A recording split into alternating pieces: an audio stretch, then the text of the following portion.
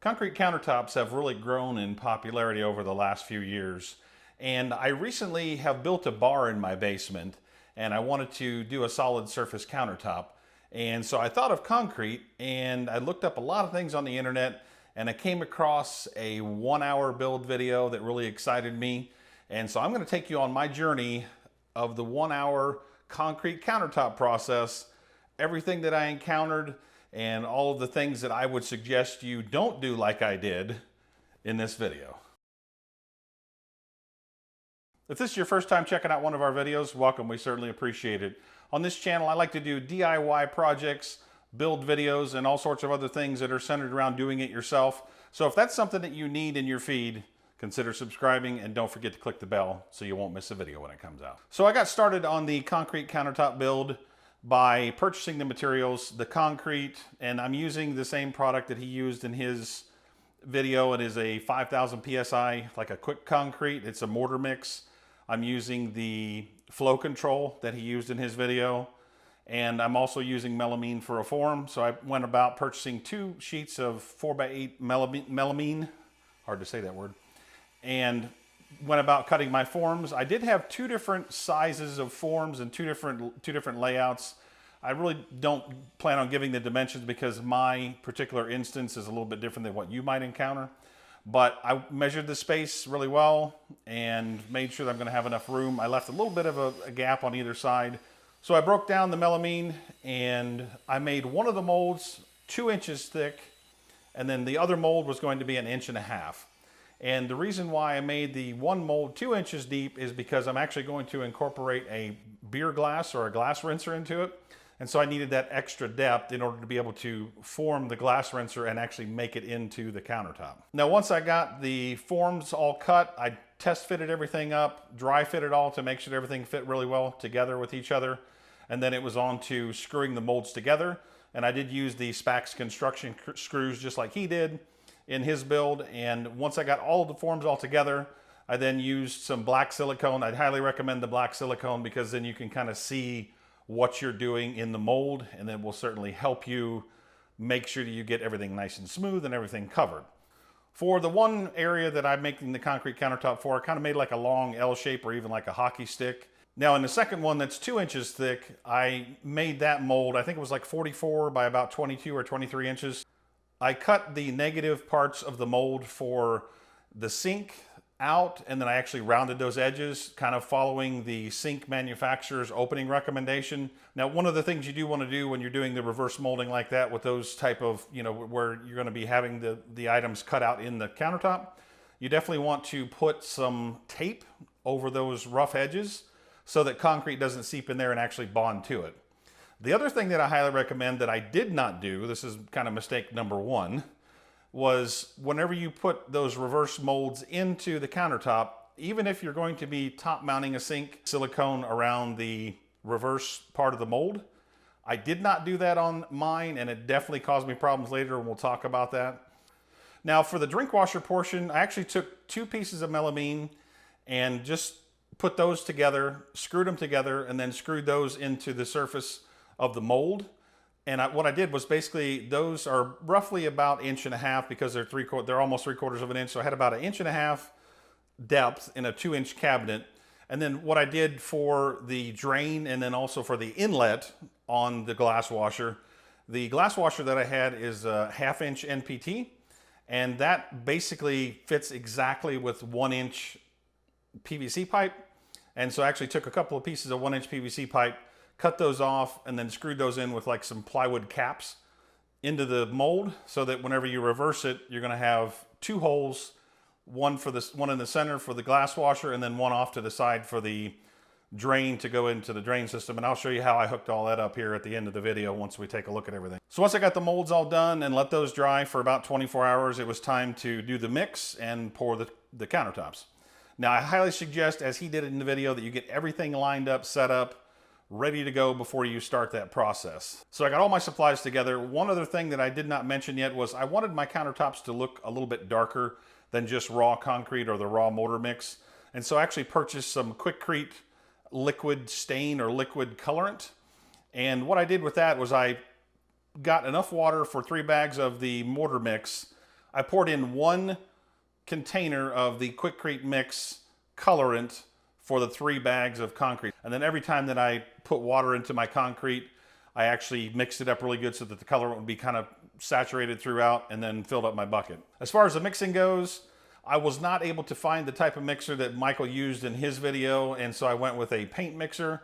Probably suggest you try to find one that's a heavy duty, like a steel cage type mixer, because I had a lot of trouble getting the concrete off of the bottom of the bucket, and I had to really like kind of jam in there a lot to get that all mixed up. And that's one other thing too with doing this mix.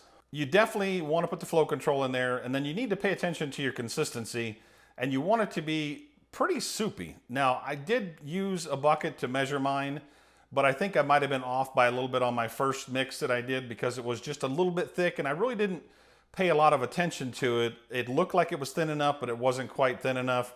Now, you can't add more water than the 5 quarts per bag, but I definitely suggest you don't add a lot, because as you add more water, it reduces the strength of the concrete. And you know, it's 5,000 PSI concrete, but you need all that strength if you're not going to put any rebar or any kind of reinforcement in there. So the next problem that I had was I was doing it out in my pole barn, and it was pretty warm outside at the time. And so I had the fan running, and that was kind of the mistake number 2 or 3 or whatever it was. I don't know how many mistakes I made at this point.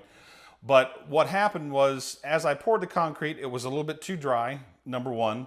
And then number 2, as you have air flowing over concrete, it's going to suck moisture out of it. So by the time I got the second bag mixed and poured in, and then got the third bag mixed and poured in, I tried to kind of spread it out along as I went along. But by the time I got to that third bag, the first concrete that I had poured in the mold had basically almost set up already. That's how quickly it kicked because of the air moving over it. So that's a tip for you. Make sure if you're using, multiple bags of concrete, make sure you don't have a fan on blowing over top of it. I definitely would, advise you probably do it in the shade even, so you don't have that evaporative effect of the sun. Now, after I got the first countertop pretty much poured, I kind of freaked out a little bit because of the fact that the concrete had started to dry. But I went ahead and screeded everything and tried to get everything all set as much as possible. I was not real sure how it was going to turn out at that point. So I moved on to the second countertop, which is this back countertop here. And when I did that, I made sure that the consistency was a lot looser so that I could move everything around in the mold, and then got it all poured. And then I did use, I used a kind of like a vibrating technique with it. I used my reciprocating saw and just ran it with no blade all the way around the whole mold. Now came the moment of truth for the L-shaped countertop. I flipped it over, took the mold off, and oh my God, there were so many voids, so many pits, so many pockets. The back edge that goes up against the bar, it had a huge void in it. The front that was going to face into the bar area, where I'm standing right now, that had a huge void in it. There were a bunch of, craters in the surface of it. And you can see just how many voids and pockets and all that type of thing were in there. I mean, it looked really ugly, quite honestly.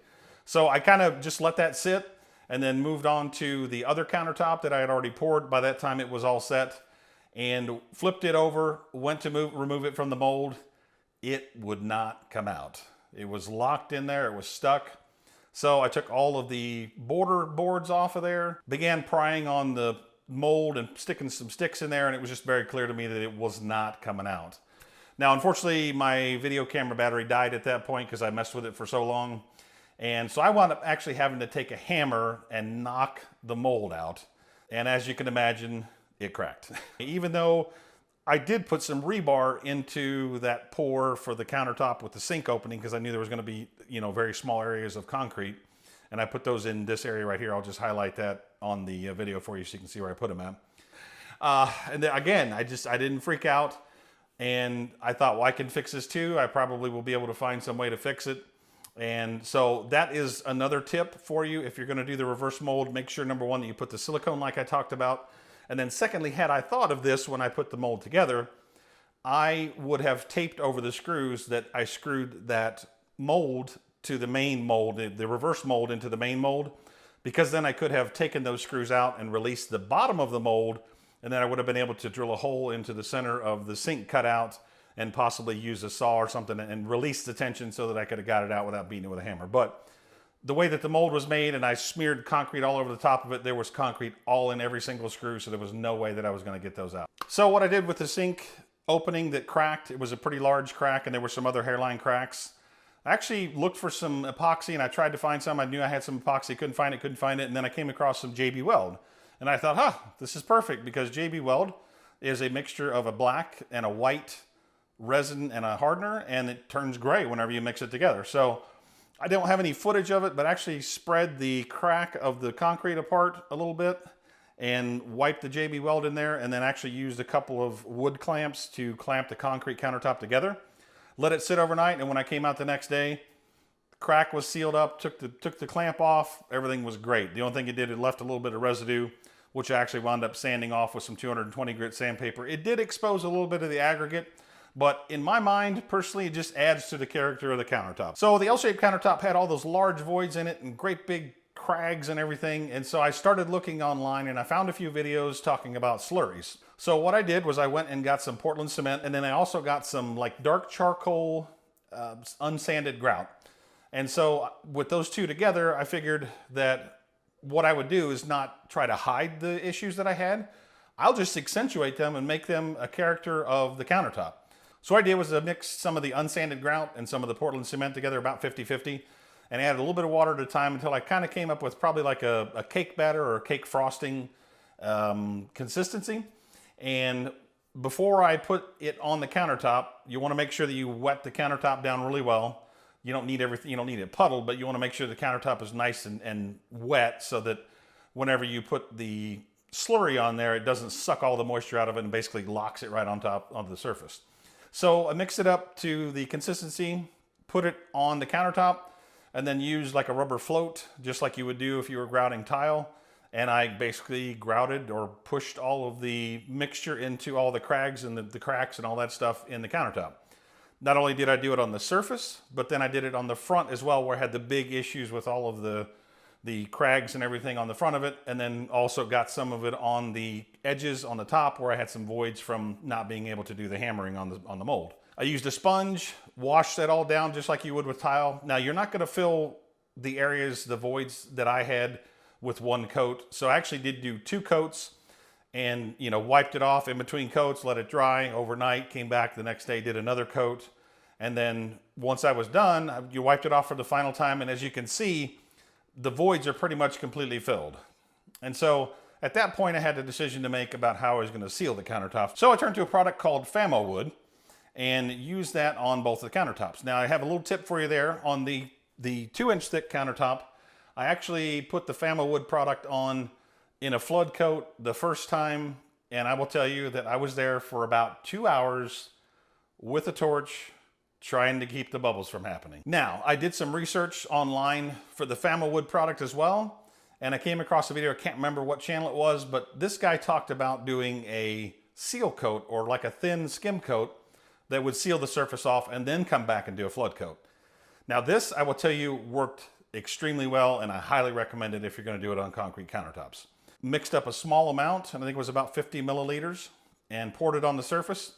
Actually used a plastic spatula to squeegee it in, or really like push it into the countertop, and put a very, very thin coat on there. It does still self-level a little bit, but basically what I found was when I did that, there were still a lot of air bubbles and that sort of thing that formed, but after I popped them, they stayed away and didn't come back. Now the surface is by no means glass smooth at that point, so you're gonna have to put a second coat on.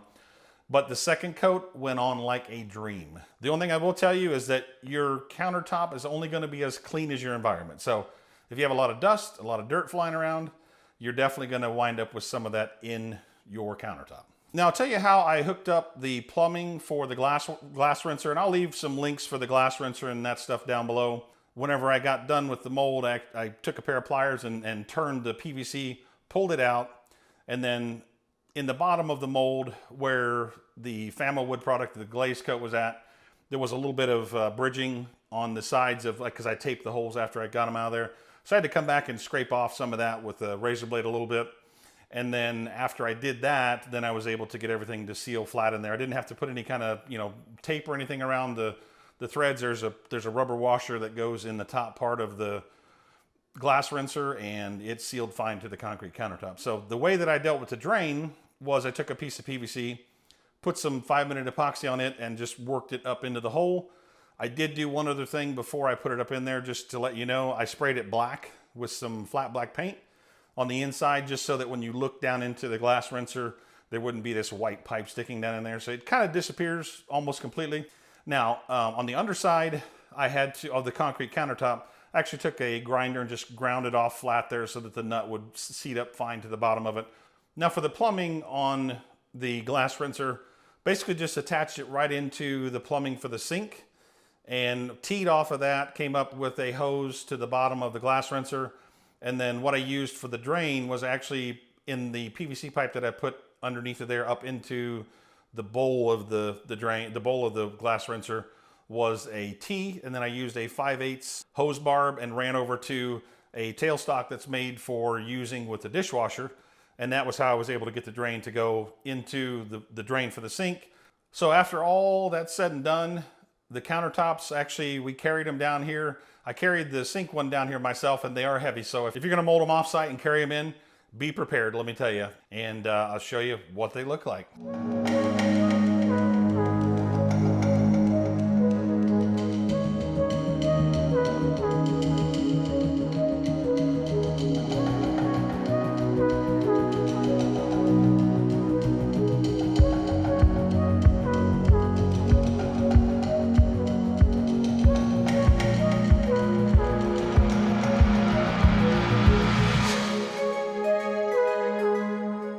Now, I know it's been a long video. Hopefully you found some help out of it. Hopefully you can make your project go a little bit easier.